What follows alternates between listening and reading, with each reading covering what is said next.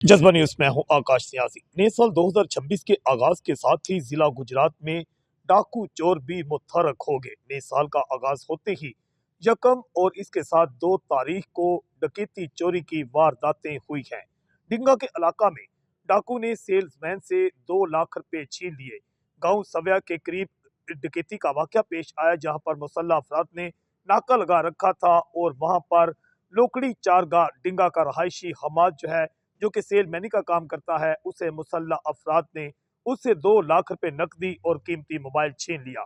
थाना डिंगा पुलिस ने साल 2026 का जो पहला मुकदमा है वो डकैती का दर्ज किया है, जबकि गुजरात का इलाका रेलवे रोड थाना ए डिवीजन का ये इलाका, यहाँ पर एक हकीम को अगवा करके उसे तशद्दुद का निशाना बनाया गया और उसके बाद 15,000 रुपए उससे ट्रांसफर करवा लिए गए।